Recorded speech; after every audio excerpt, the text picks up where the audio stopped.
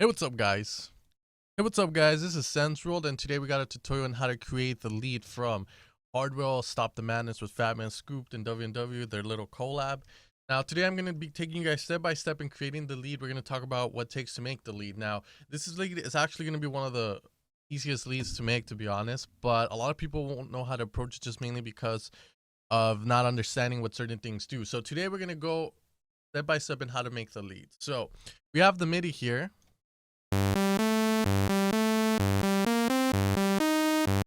Alright, so first thing to note is whenever you hear a sound, you want to see the characteristics of it, and pretty much what that means is how long does it stay there? Does it have a high release?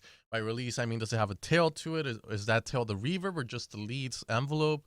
Does it have legato on it, which pretty much means does it slide like not da da da da da da? See, that's a very that's not sliding legato. Da da da da da da. Legato is gonna be like da da. Or like, so it skips notes, it kind of slides. So obviously this lead's gonna have some legato, so we're gonna activate the mono mode. We're gonna activate some legato. We're gonna put it in slide mode, which is gonna allow us to pretty much, you know, legato all the way without having to hold down a note while you transfer to another note. In normal mode, you have to pretty much hold down a note and do that. But in S mode, you can just skip from note to note without doing that, and it'll still apply the legato. So I'm gonna put 5 voices here for our saw, mainly because we want it to be harder. Again, more than one will always be stronger. 5 men than one little puny guy will always be, you know, harder. Same thing with saws. 5 saws coming out, 5 voices means louder, more body to it. Okay, so we're gonna add a little bit of a tail to it, or a little bit of release.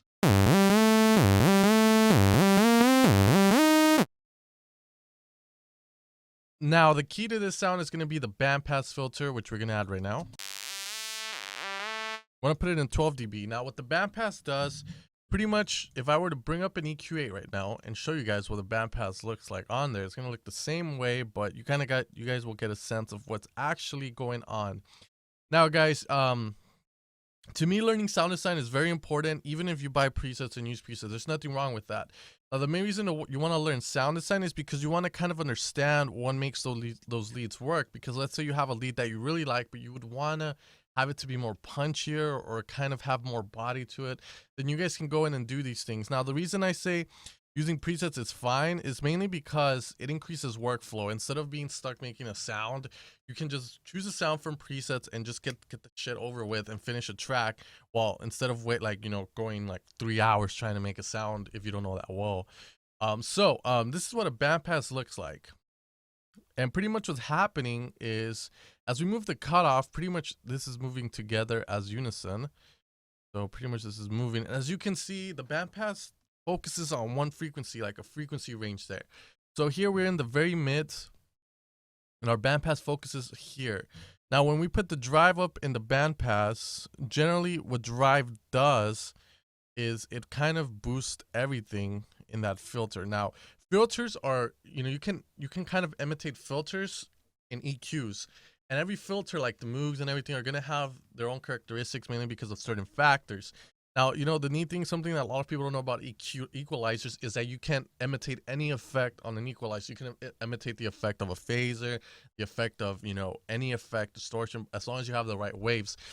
So this is what a bandpass looks like, just to give you guys a bigger picture and kind of a more of a dynamic feel to it, So that's what a bandpass looks like. So we're going to put the bandpass at 12 dB, which means less is being filtered.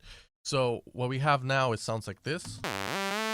So we're almost getting it there. So now we're going to play with the cutoff. If we put the cutoff back, you'll kind of turn it more into a bassy type sound. You guys can tell. So we're going to keep it in the front. We're going to increase drive to let more through.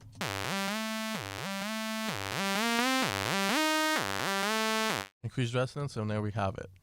Okay, now what we want to do here is the lead pretty much is there. That's why I said it's very easy to make. We're going to add some distortion again to add more greediness to it. We're going to do a foldback distortion. Now, foldback is going to change the saw wave and make it more dirtier. So there we have that. We're going to add a little bit more of a slide to it. So we're going to move the portamento here.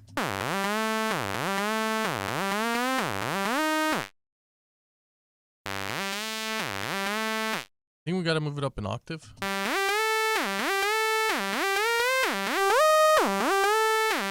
Yeah, there we go. Now, what we're going to do is add a triangle wave, because whenever you put a foldback, if you put a foldback distortion on a sine wave or a triangle wave, what happens is those waves are generally tend to be really smooth, just because if you look at the wavetable they have, they're very, you know, very smooth, even the way they look, while a saw is like more like fucking straight edge shit. So kind of got a little carried away. It's like 3 in the morning, so I'm kind of tired, but a triangle wave is generally very smooth. It sounds similar to a sine, if you notice the triangle. So we put that on there.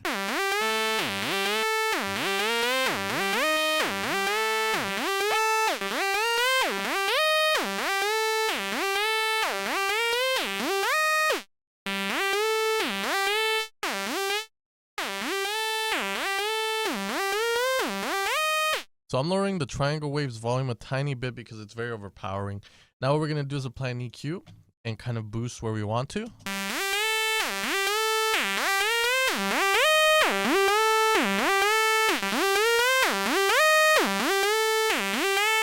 Reverb.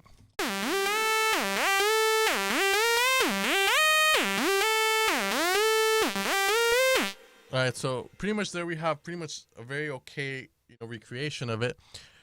Just using silent, of course, no post-processing here. Now if you wanted to make it a little bit punchier just for the sake of it.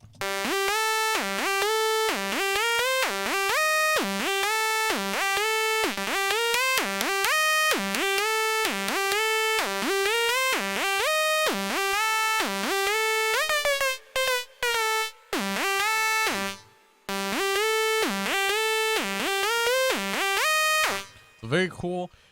Just pitch envelope. What's happening there is pretty much the pitch is moving fast to a certain value, going up and going back down, and that really fastness creates pretty much the illusion that it's punchier, and you get that clicky effect if you go farther, which I kind of don't like because it tends to kind of be hearable in the mix, so you kind of don't want that.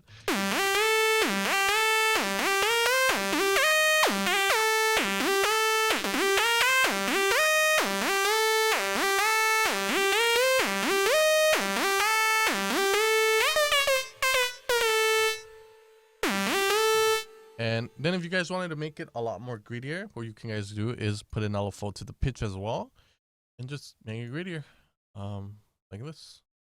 So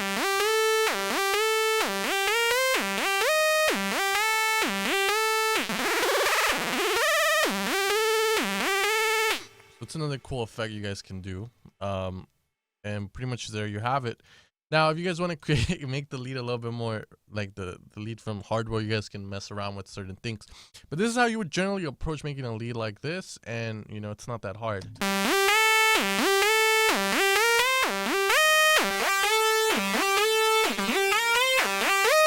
So as you guys can see, the more effects I add, the more interesting the sound can get. So that's all on you guys to do it. Hopefully you guys enjoyed this tutorial. And again, guys, make sure to like me on Facebook, follow what we do. Like the evolution of sound if you guys love the idea of me supporting unsigned work.